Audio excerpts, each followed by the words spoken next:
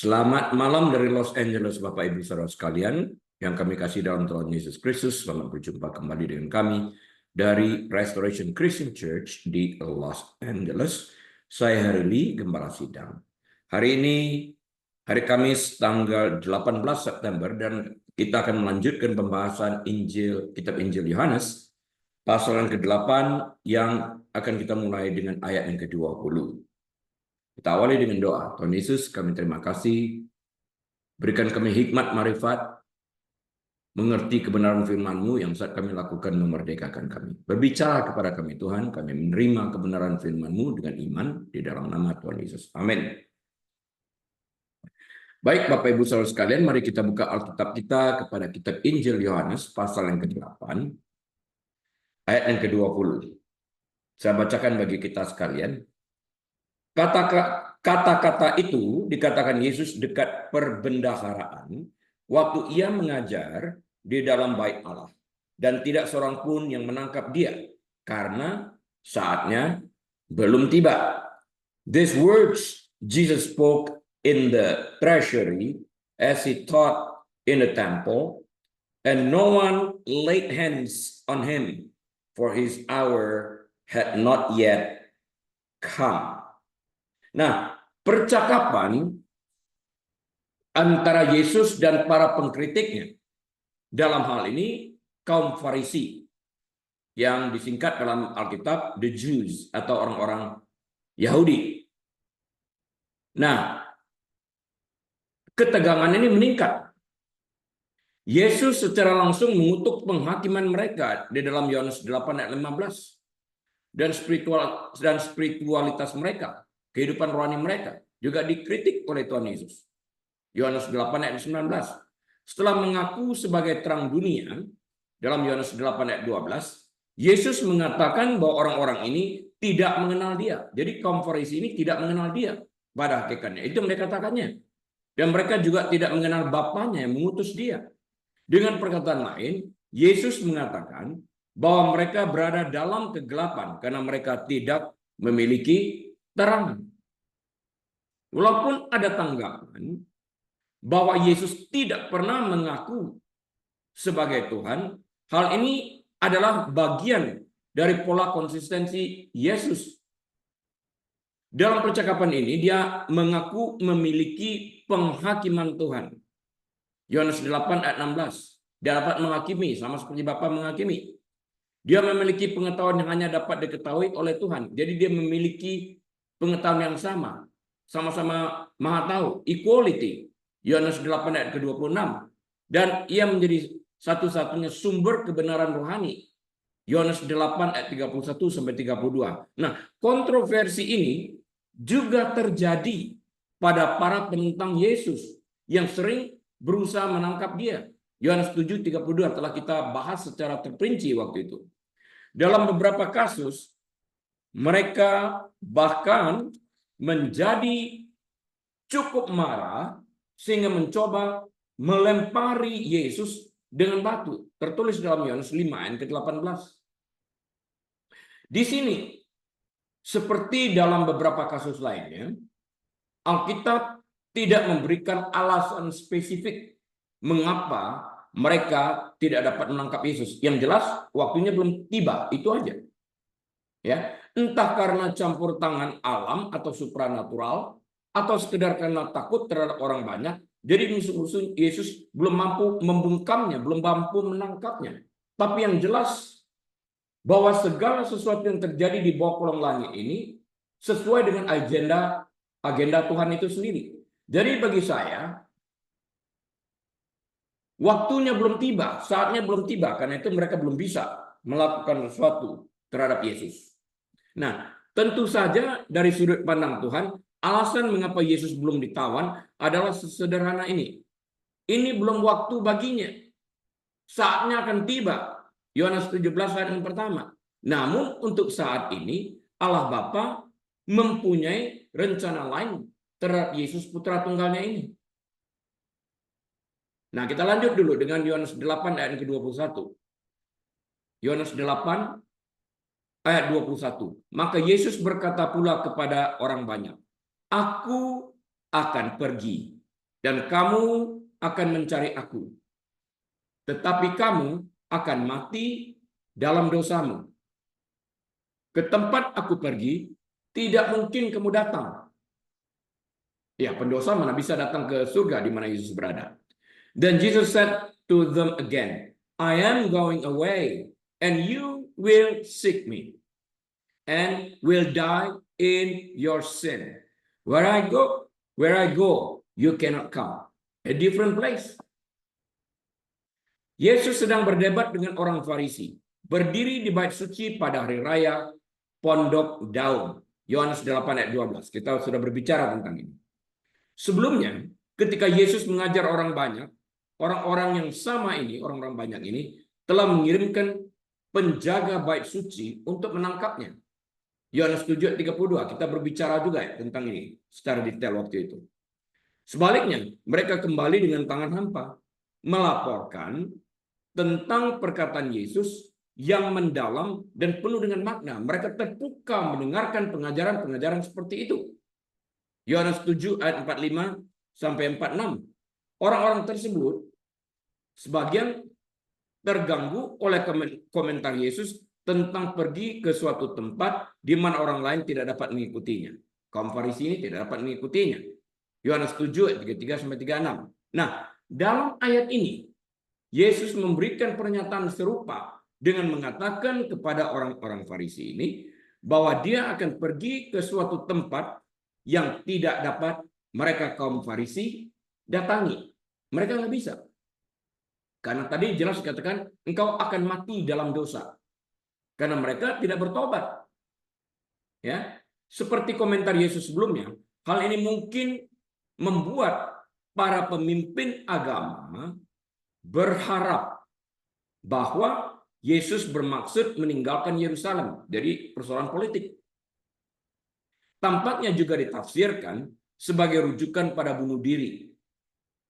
Yohanes 8:22, dia mau pergi ke tempat yang kita nggak bisa datang. Oh, pasti mau bunuh diri. Maksud orang Farisi seperti itu. Tapi Yesus tidak memaksudkan seperti itu. Bukan hal yang aneh jika para filsuf dan guru spiritual melakukan bunuh diri, dan hal ini tidak masalah bagi orang Farisi. Jadi dia pikir Yesus juga seperti orang para filsuf lain yang melakukan bunuh diri. Enggak seperti itu. Namun dalam kasus ini, Yesus secara khusus mengecam orang-orang Farisi dan kurangnya iman mereka. Cepat atau lambat, waktu mereka untuk menerima Kristus akan berakhir. Dan meskipun mereka mencari Yesus, namun kesempatan mereka telah berlalu dan mereka akan berada di bawah kutuk karena dosa-dosa mereka. Nanti Yesus akan menekankan kembali hal ini dengan mengatakan kepada mereka, yaitu kaum Farisi ini, yang menolak dia, bahwa mereka ditakdirkan untuk mati karena kekeras kepalaan rohani mereka. Yohanes 8 ayat 24. Mereka menolak. Mereka memasukkan itu ke dalam alam pikiran mereka untuk tidak percaya kepada Yesus dan menolak Yesus dari awalnya. Sehingga apapun kebenaran yang Yesus sampaikan, sebelum mendengar pun mereka sudah menolaknya karena mereka sudah datang dengan sebuah jawaban untuk tidak menerima Yesus yang menyatakan dirinya sebagai anak Allah ini. Bahwa dia adalah penyelamat dunia ini. Nggak bisa mereka terima. Yohanes 8 ayat 22 kita lanjut. Maka kata orang-orang Yahudi itu, kaum Farisi ini, apakah ia mau bunuh diri? Dan karena itu dikatakannya, ke tempat aku pergi, tidak mungkin kamu datang. So the Jews said, will he kill himself? Because he says, where I go, you cannot come. Mereka menafsirkannya dari sisi lain. Padahal Yesus berbicara tentang hal rohani, tentang pertobatan. Kalau kamu hidup di dalam dosa, kamu tidak bisa datang ke tempat aku pergi, yaitu ke surga. Maksudnya seperti itu. Berbagai interaksi antara Yesus dan orang Farisi membuktikan kemunafikan mereka, hipokrit mereka. Di permukaan, niat mereka adalah untuk menegakkan hukum yang diberikan Tuhan kepada mereka melalui Musa untuk melindungi kebenaran dan untuk membimbing umat Israel. Jadi step by stepnya ditunjukkan di dalam kitab hukum Taurat ini, dalam kitab Musa ini. Namun kenyataannya mereka hanya mementingkan kekuasaan dan kepentingan mereka sendiri. Mereka seringkali mengada-ada melakukan sesuatu yang nggak masuk akal. Memindahkan barang pada hari Sabat nggak boleh. Tapi kalau bendanya cukup ringan, ditiup boleh. Yang aneh-aneh yang mereka lakukan. Pada dasarnya, mereka ingin membenarkan diri mereka sendiri. Itu dia. Mereka mencari jalan untuk membenarkan diri mereka agar mereka tidak dituduh melanggar kitab hukum Musa. Itu dia. Yesus berdebat dengan orang-orang ini pada hari raya Pondok Daun di Yerusalem. Tertulis dalam Yohanes 7 ayat 37 sampai 38. Juga dalam Yohanes 8 ayat 12. Debat dengan mereka. Sebelumnya mereka mengirim penjaga untuk menangkap Yesus. Ada itu di dalam Yohanes 7 ayat 32. Sudah kita bahas. Namun orang-orang itu kembali dengan bingung oleh kata-katanya mendalam. Yohanes 7, 45 dan 46. Salah satu alasan yang mungkin mendasari hal ini adalah rujukan Yesus untuk pergi ke suatu tempat yang tidak dapat diikuti oleh pengkritiknya. Pada saat itu, hal ini dianggap sebagai petunjuk bahwa Yesus berencana meninggalkan Yerusalem untuk mengabarkan kepada orang-orang Yahudi yang tersebar di wilayah wilayah-wilayah tersebut. Jadi mungkin dia mau ke Yerusalem begitu. Yohanes 7:35 menceritakan itu. Hal ini dalam benak para pemimpin agama ini akan memecahkan masalah mereka yang sebenarnya. Yesus tidak lagi menjadi ancaman bagi lingkaran pengaruh mereka karena dia pergi ke Yerusalem anyway. Jadi bukan merupakan ancaman, jauh dari mereka. Tapi bukan itu yang dimaksudkan Yesus. Namun di sini para pengkritik Yesus mulai curiga bahwa maksud Yesus adalah sesuatu yang lebih drastis daripada perjalanan jarak jauh. Para filsuf dan spiritualis kaum rohaniwan pada masa itu terkadang melakukan bunuh diri. Common pada waktu itu. Jika Yesus melakukan hal tersebut, hal ini akan sekali lagi menyelesaikan satu-satunya masalah yang sebenarnya menjadi perhatian para penentangnya. Kalau dia bunuh diri nggak ada masalah lagi, habis, selesai. Atau kalau dia ke Yerusalem jaraknya jauh, selesai. Tapi tidak seperti itu. Nah, kita baca lagi kita lanjut dalam Yohanes 8 ayat 23. Lalu Yesus berkata kepada mereka, kamu berasal dari bawah, dari dunia ini. Aku dari atas, dari surga. Kamu dari dunia ini, aku bukan dari dunia ini. And he said to them, you are from beneath, I'm from above. You are of this world, I'm not of this world. Jadi kalau kita sepintas kita bayangkan begini ya. Setiap daripada kita pernah naik pesawat terbang. Dan kita pernah juga naik helikopter, sebagian dari kita. Dan ada suatu istilah dalam ilmu psikologi disebut sebagai helikopter view. Helikopter view itu artinya kita melihat dari helikopter sebuah pemandangan yang lebih luas daripada kalau kita berada di darat. Kalau apa yang kita lihat itu kurang tajam, kurang luas, maka helikopternya naik lebih tinggi lagi. Maka sudut pandangnya akan lebih luas. Kemudian helikopter ini dapat melayang, memutar, mengelilingi apa yang ingin dilihatnya. Dan jika ada sesuatu yang menarik, helikopternya akan diam, berhenti. Diam di tempat dalam ketinggian tersebut.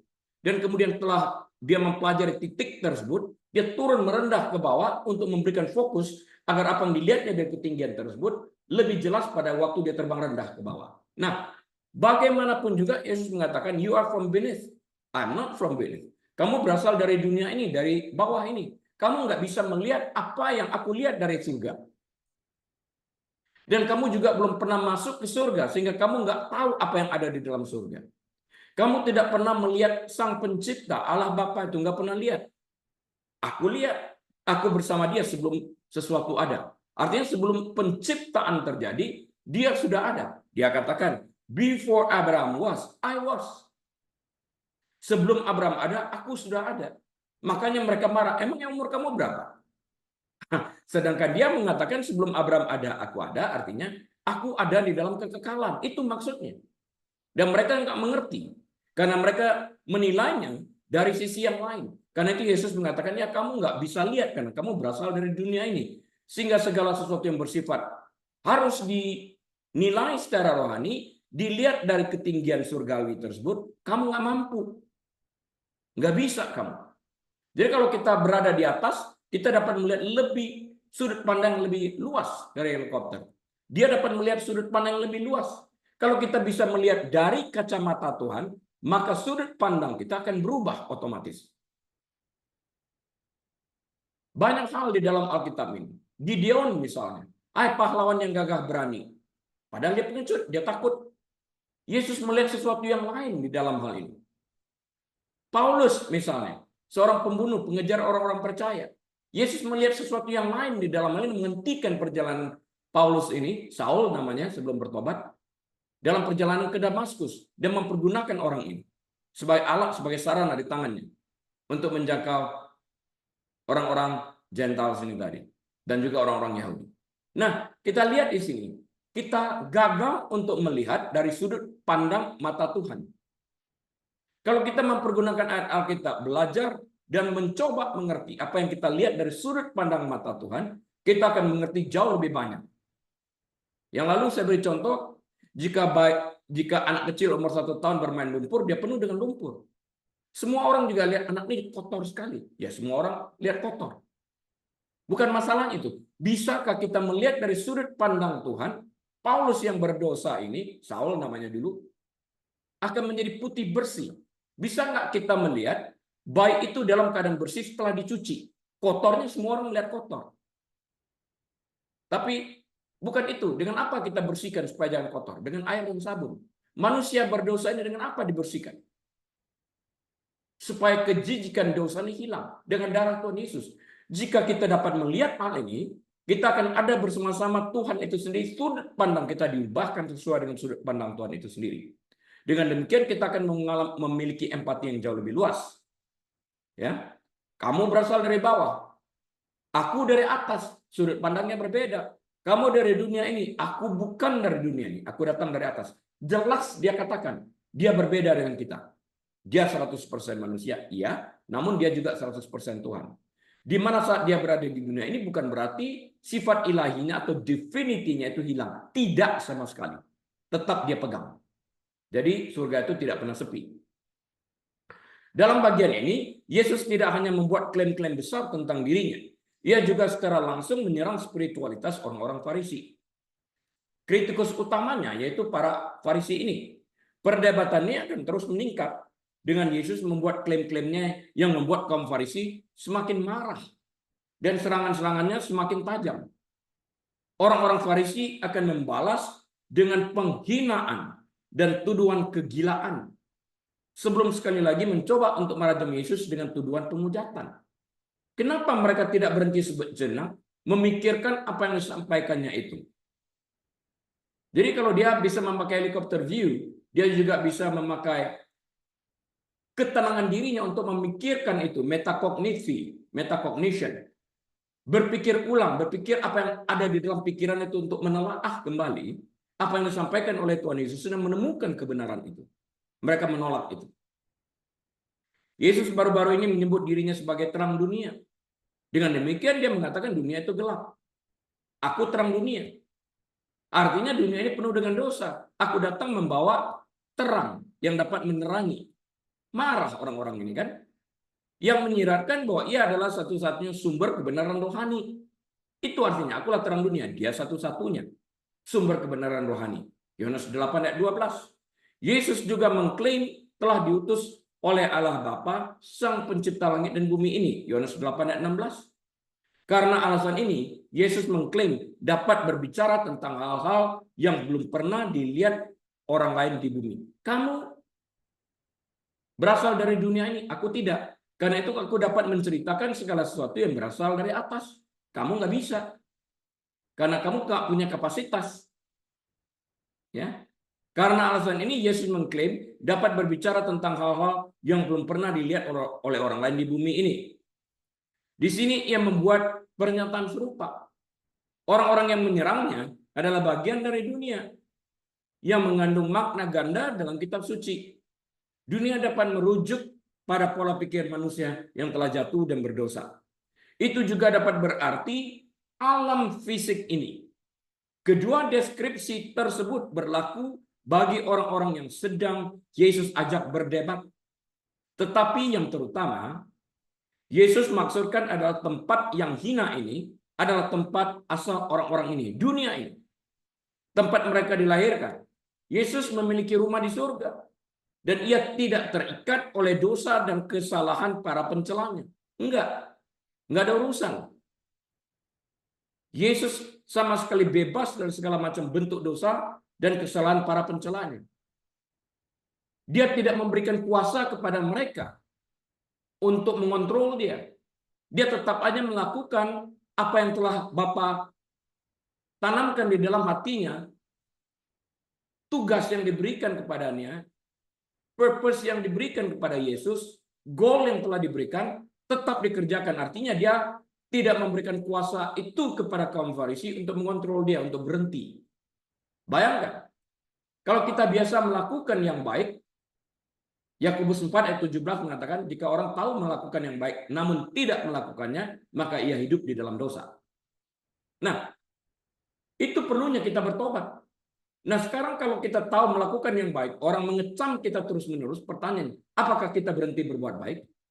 Kalau kita berhenti berbuat baik, maka perbuatan baik kita itu dikontrol oleh orang lain. Tapi jika perbuatan baik kita tersebut karena berasal dari hati yang baik, karena Allah yang hidup di dalam Yesus Kristus, hidup di dalam kehidupan kita, it is no longer I who live, but Christ lives in me. Bukan lagi aku yang hidup, tapi Kristus hidup di dalam diriku. Maka apapun yang dikatakan oleh orang-orang dunia ini tidak dapat menghentikan perbuatan baik kita ini. Karena perbuatan baik kita itu didorong oleh Yesus yang sumber segala kebaikan ini, yang hidup di dalam hati kita ini. Sehingga melakukan perbuatan baik itu berasal dari hati yang baik.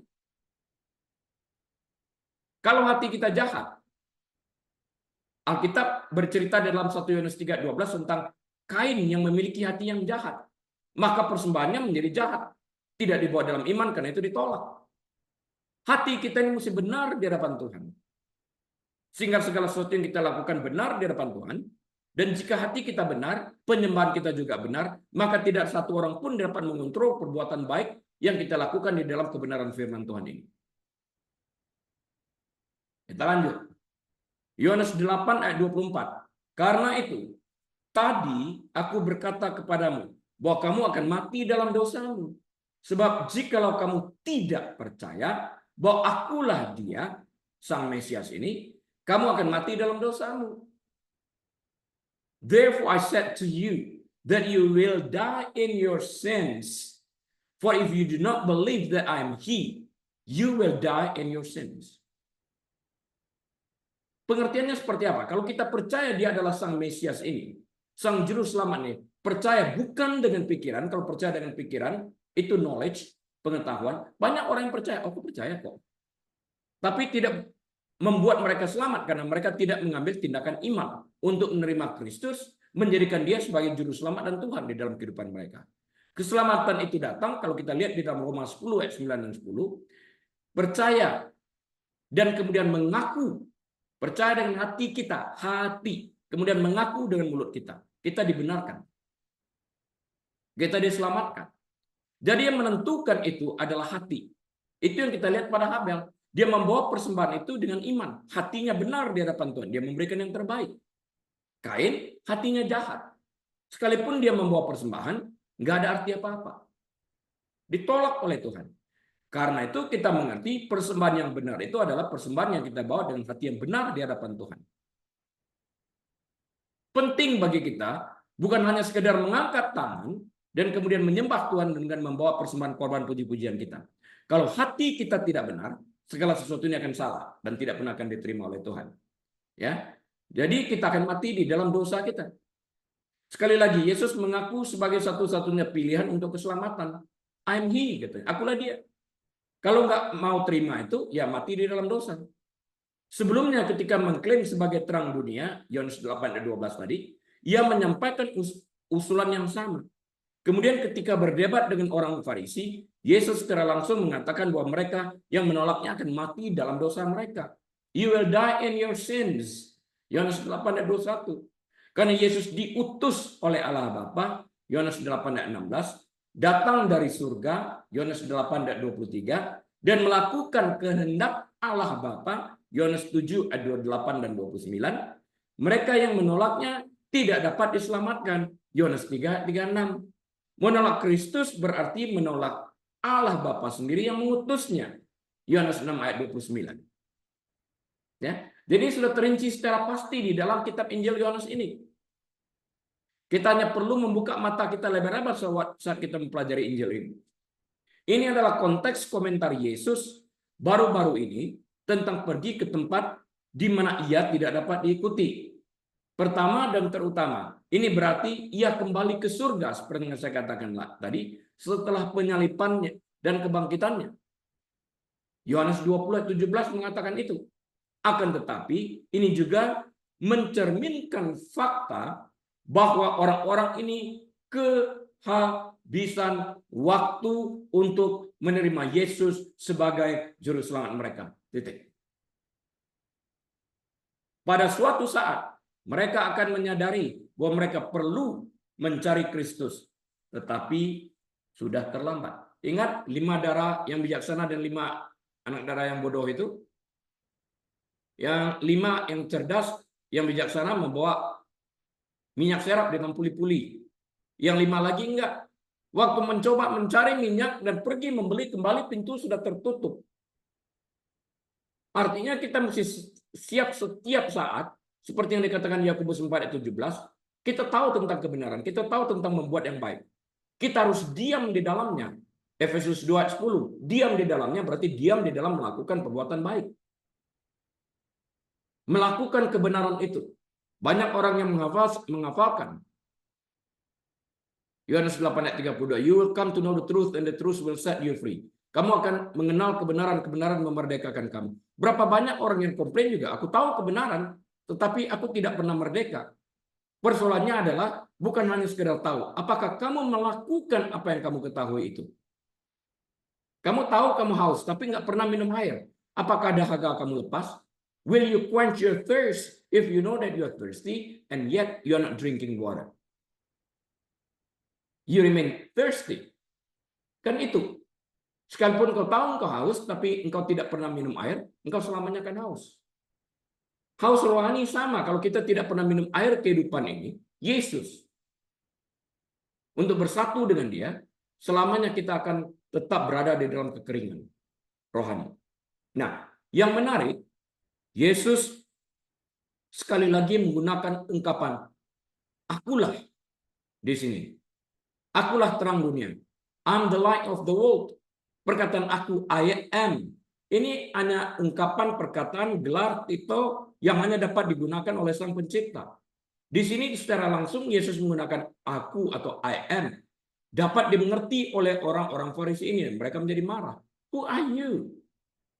Engkau siapa? Menyamakan diriku, menyetarakan dirimu dengan Sang Pencipta.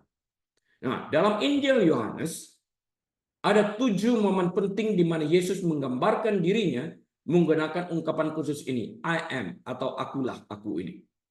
Meskipun ini bukan salah satu dari momen-momen tersebut, maknanya sama. Ketika Tuhan menyatakan identitasnya dalam Keluaran 3 ayat yang ke-14, dia menyatakan identitasnya, menyebutkan dirinya sebagai akulah, I am, menggunakan ungkapan Ibrani yang menyiratkan keberadaan yang diperlukan untuk kebenaran mutlak. I am that I am. I am. Ya. Ketika Yesus menyatakan dalam ayat ini bahwa seseorang harus percaya, akulah Dia. Akulah Tuhan itu.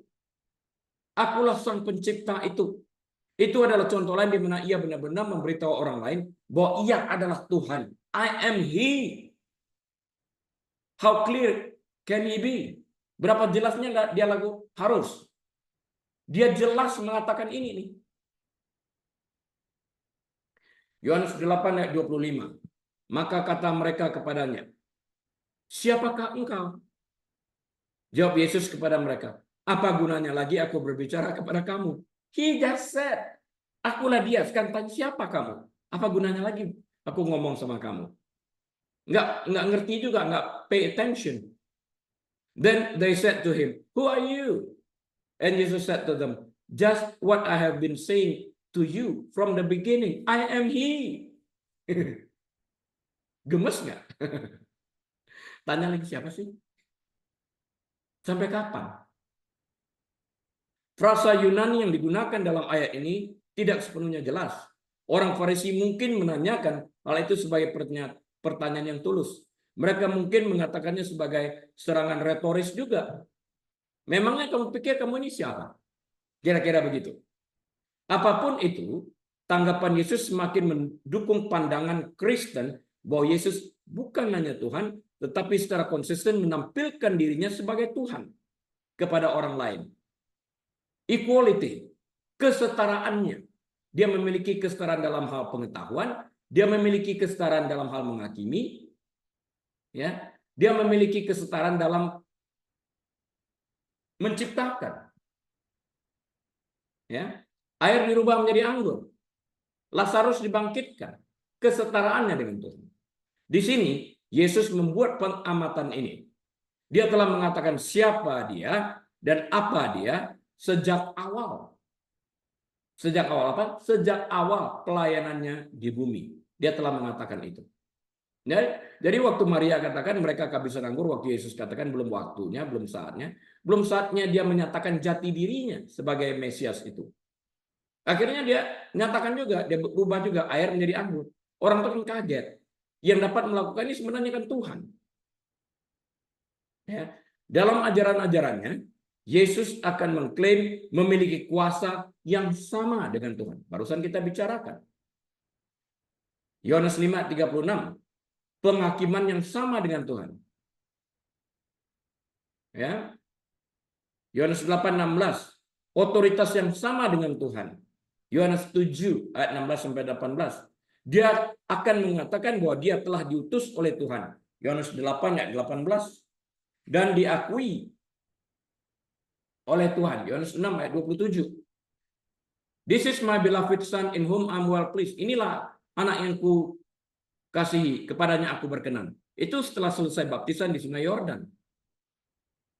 Kemudian pada perubahan di gunung, dia suara itu terdengar kembali menggelegar dari surga.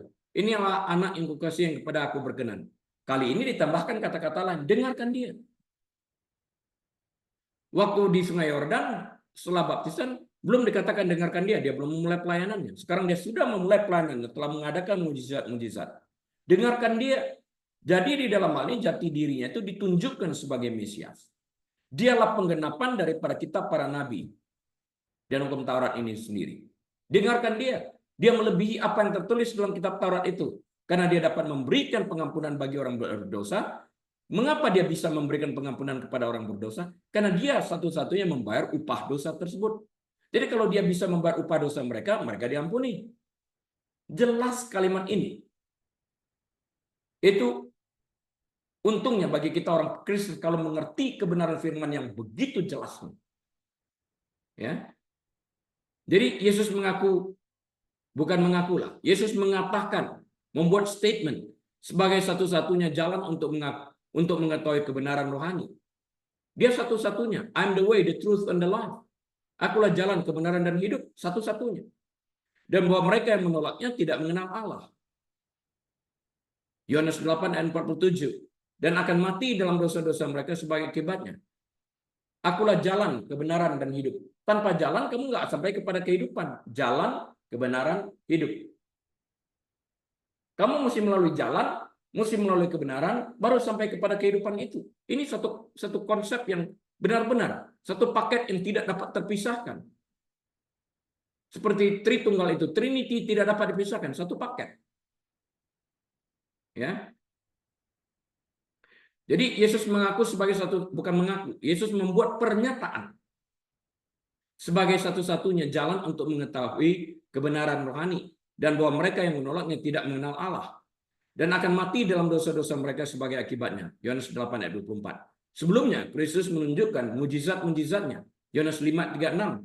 Bukti kitab suci perjanjian lama. Yohanes 5:39-40. Dan kesaksian orang lain untuk mendukung statusnya. Yohanes 5:33.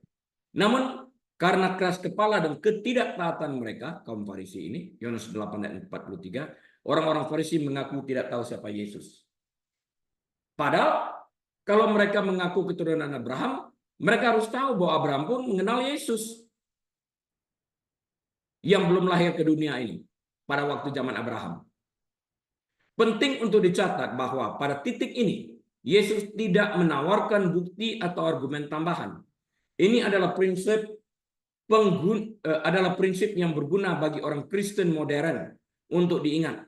Pada titik tertentu, mereka yang meminta lebih banyak bukti sudah berlaku tidak jujur, karena dengan bukti yang ada pun telah cukup untuk mengetahui bahwa Yesus adalah Tuhan. Yang ada aja mereka tolak, ngapain minta lebih lagi? Itu dia tuh. Iya ya. Air dirubah menjadi anggur. Coba bikin yang lebih lagi. Lazarus dibangkitkan. Coba lagi. Ya kalau kamu nggak percaya aja. Itu percakapan antara Abraham dengan orang kaya yang mati itu. Kirimlah Lazarus, bangkitkan dia. Dibilang sama Bapak Abraham, banyak kesaksian dari kitab para nabi itu pada mereka. Kalau mereka nggak percaya sekalipun Lazarus dibangkitkan, mereka tetap aja nggak percaya. Cari alasan terus. Itu kan datang dari mereka. Kesalahan pada mereka. Jangan tuduh orang lain. Tuhan tidak bertanggung jawab atas pilihan kamu.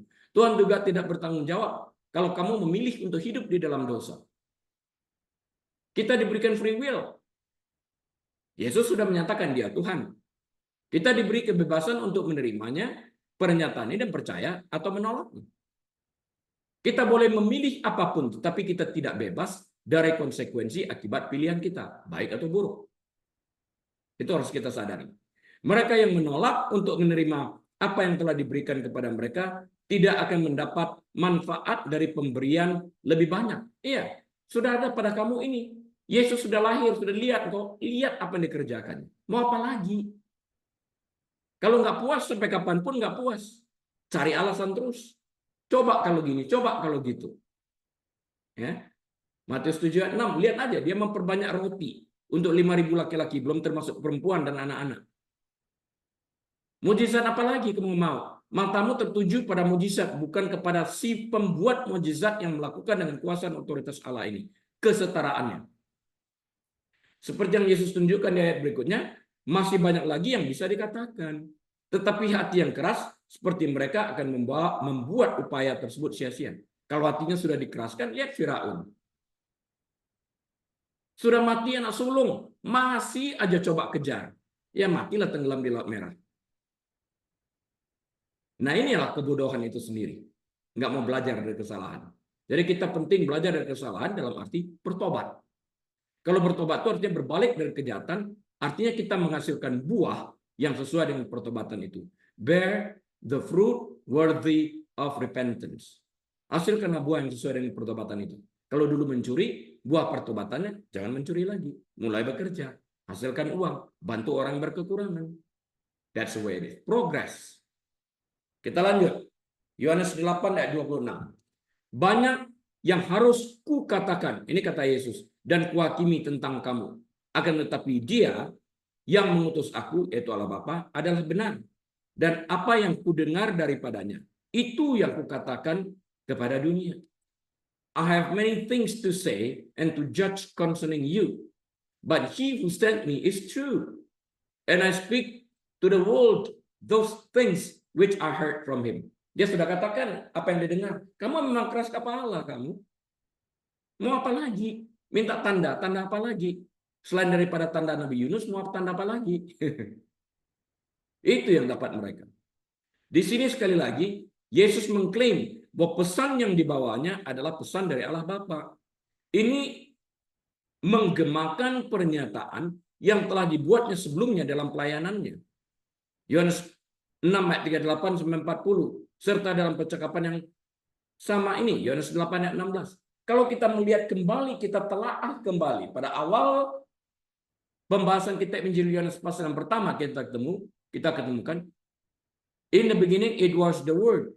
The Word was with God, and the Word was God, and the Word became flesh. Pada mulanya ada firman, firman itu bersama dengan Allah, firman itu adalah Allah, kesetaraannya.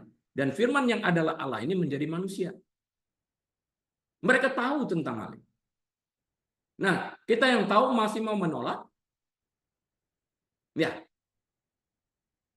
konsekuensinya tanggung sendiri. Berapa sering kita mendengar, kalau Tuhan itu baik, mengapa Ia menciptakan neraka? Tuhan tidak menciptakan neraka untuk manusia. Tuhan menciptakan neraka itu untuk iblis. Lihat, iblis begitu jatuh, malaikat begitu jatuh dalam dosa menjadi iblis. Nggak ada kesempatan bertobat. Diciptakanlah neraka sebagai tempat tinggal mereka. Manusia diberi kesempatan bertobat, karena itu diutus Yesus untuk membayar upah dosa mereka.